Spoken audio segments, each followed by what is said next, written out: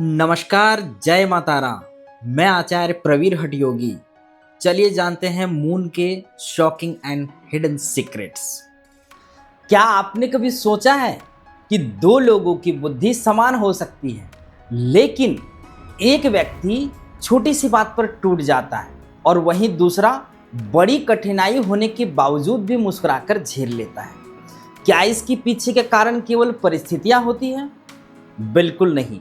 वैदिक ज्योतिष शास्त्र कहता है कि परिस्थितियां केवल इन चीजों के लिए कारण नहीं होती।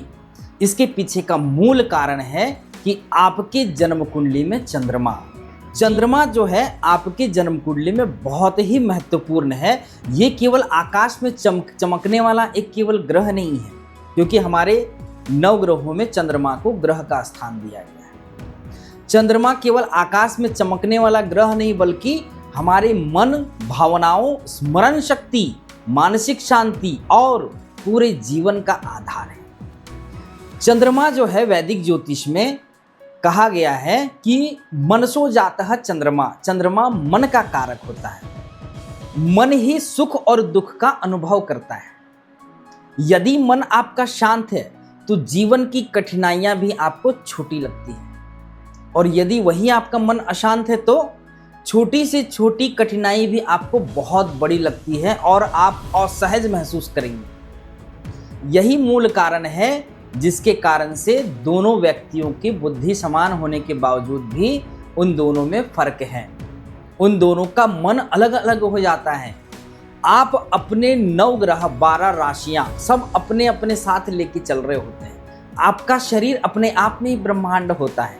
जब आपका जन्म हुआ उस समय में चंद्रमा जिस नक्षत्र में है, जिस राशि में है, जिस पक्ष में आपका जन्म हुआ, जैसे कृष्ण पक्ष का जन्म तो उसके अलग प्रभाव होंगे, शुक्ल पक्ष का जन्म तो उसके अलग प्रभाव होंगे।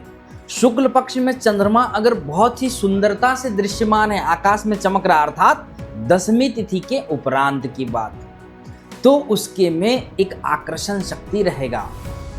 भले वो स्त्री हो या पुरुष, उसके चेहरे में चमक रहेगी। शुक्ल पक्ष वालों की खासियत होती है। कृष्ण पक्ष में 10वीं तिथि के बाद आपको अलग प्रभाव देखने को मिलेगा।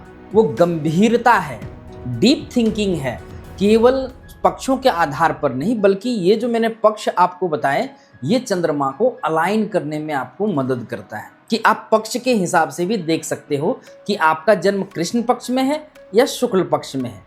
जब आपका जन्म हुआ उस समय चंद्रमा आकाश में किस प्रकार थे? सबसे बेसिक चीज मैं आपको बता रहा हूं चंद्रमा को सही से समझने का।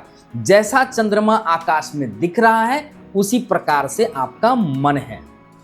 अब दूसरा समझिए, चंद्रमा जो है 3 नक्षत्रों के अधिपति हैं। रोहिणी नक्षत्र, हस्ता नक्षत्र और श्रवण नक्षत्र। ये तीनों नक्षत्र के अधिपति कौन है? चंद्रमा। मनसो जातः चंद्रमा मन का कारक होता है। सुख दुख आप किससे अनुभव करेंगे? चंद्रमा से।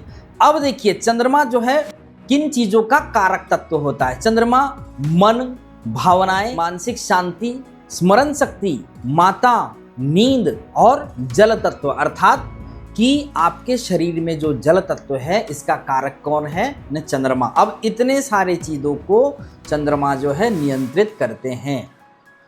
अब यदि आपके जन्म कुंडली में चंद्रमा अच्छा है तो आपकी निर्णय शक्ति अच्छी रहेगी, स्मरण शक्ति अच्छी रहेगी, माता का स्वास्थ्य सही रहेगा, आप जीवन में सुखों का अनुभव करेंगे, क्योंकि मन ही है जो सुख और दुख का अनुभव करता है। चंद्रमा यदि खराब है तो सबसे पहला अनिद्रा, एंजाइटी, मतलब उसमें डीप थिंकिंग वगैरह की भी प्रॉब्लम्स हो जाती है और निर्णय लेने की क्षमता कम हो जाती है। निर्णय आपको लेने में बहुत ही दिक्कत होगी, लाइफ में अनस्टेबिलिटी आने लगती है। अगला जो हमारा रहेगा वीडियो उसमें हम चर्चा करेंगे कि कमजोर चंद्रमा और मजबूत चंद्रमा को कैसे आइडेंटिफाई करें। तो ये हमारा सीरीज है सीक्रेट्स ऑफ मून।